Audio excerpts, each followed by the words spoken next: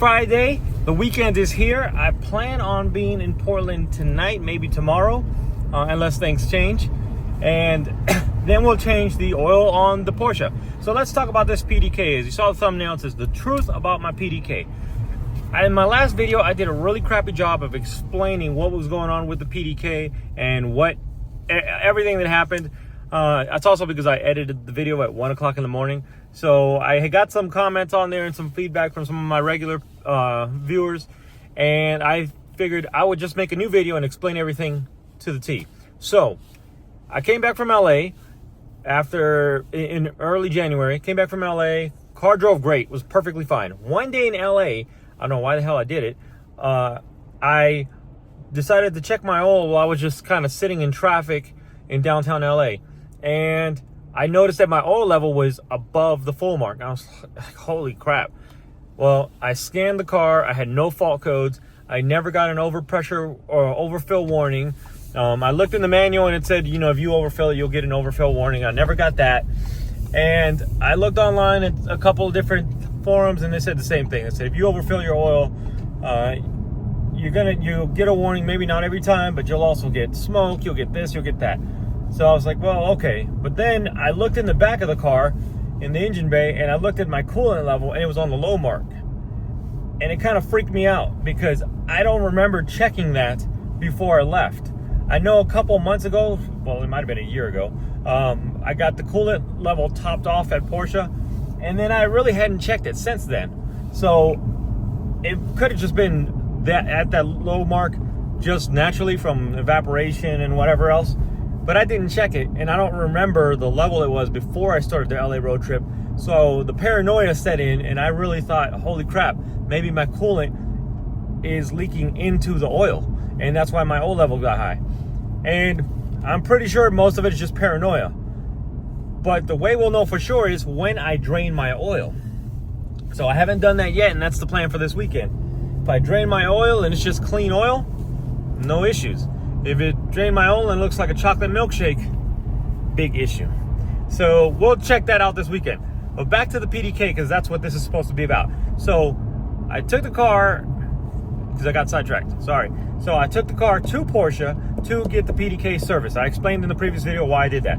And one of the things that I've had on this car since I've owned the car is when you go from park to drive, it would give a little clunk. And you could clearly hear like a metallic clink. And I've kind of isolated it to where with the door open, you can hear it. And next time when I do the oil change, I'll do this part too. I'm not gonna do it in this video. I'll do it in the next video so you guys can hear it as well. When I'll put it from park to drive, the shifter will go into drive, and then there's like a 2-second delay before the transmission shifts into drive. So honestly, I don't think it's mechanical. I think maybe a recalibration might help, or maybe a linkage thing or something like that. But in any case, I looked at it. I had the car up on the quick jacks, and I couldn't find anything. When I've had it on the lift at the DIY garage, couldn't find anything. Porsche looked at it. They could not find anything wrong with the car. There's no hidden codes. There's no stored codes. There's no faults. Nothing is leaking. The gear oil was very dirty, yes, but it had no debris in it, no metal. It was just dirty oil.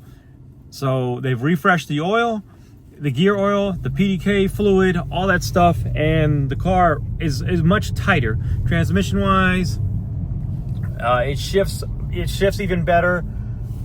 It doesn't quite clunk as bad as it did. Switch lanes here. It doesn't clunk as bad as it did. It still does it very subtly. And actually with the doors closed, when you put it in gear, you don't even hear it or notice it. But when you open the door, you can hear it. So that's why Porsche recommended changing the PDK, because they can't find anything wrong with it or a reason why it does that. All they know is it's not supposed to do that. It's supposed to be smooth when you put it in gear, just like any other automatic transmission car. So that was a recommendation, was change the PDK, which is absolutely ridiculous. I'm not going to change the PDK. Now, if I really wanted to, I can find, there's PDKs on eBay that are overhauled already, and you can buy them for under $10,000. So it's half the price, actually less than half the price, and they're already overhauled, and they come with like with a warranty, 3 months, 6 months, depends on how much money you want to spend. You can get some with a year warranty, etc. Now, if you get one from Porsche, yes, it's $21,000, but I think the warranty on that PDK is a lot longer. I don't know if it's lifetime or if it's a few years, but I'm sure you get a pretty hefty warranty with a PDK for $20,000. But we are not going to do that unless the PDK just takes a dump. If the PDK takes a dump, we'll cross that bridge when we get to it. Hopefully we don't get to it. That's the explanation of the PDK and what happened with the car. In all honesty, I don't think there's anything wrong with the oil and coolant. I think it's more than likely it's just my paranoia. The car drove absolutely perfect. I watched the pressures, I watched the temperatures of the coolant and the oil the entire time after I checked that. I've looked at the tailpipes. There's no soot, there's no oil residue, it's not smoking, it drives perfect. So I think there's nothing wrong with it. Axles, I did not even really talk about axles at all in the last video, and I apologize for that. So my axles, the inner boot on the driver's side and the outer boot on the passenger side were both torn. Now the passenger side outer boot, that was fresh because the grease was very green, very clean. The inner boot looked like it probably tore a while ago, and I haven't heard any noise, and I didn't even notice it. Porsche noticed it when they were doing the PDK service, just doing their inspection. And I'm glad they did catch it, actually, because I probably would have still kept driving the car and not even known. Other than I would have known on the passenger side because there's grease in the wheel. But I wouldn't have even had a clue that they were broken because they weren't making any noise and it wasn't acting funny. So rather than just doing the boots, which I know you can do, I've done that already once on the driver's side. I didn't reboot it. I just replaced both axles. I bought the axles from FCP Euro, where I always buy all my parts because they're guaranteed for life, as long as you own the car. And so if they break in the future, I'll say, hey, FCP Euro, my axles broke. I need some new ones. They'll be like, yeah, no problem. And they'll get some new ones. So I got those axles, and I just didn't have time to do them myself because after I got back from my trip from LA, I was only home for a week or two. And that's what that time the PDK was getting done, and then I had to leave town. So I took the axles to my Indy shop, and I had them install them. Plus, they're gonna torque everything right, and they're gonna do everything the correct way. They installed new hardware. I had new hardware for most of it, but I was missing a few pieces, and they had it in stock. So that's why I did it that way. So axles have been replaced, brand new axles on the front. Not reboots, just completely brand new.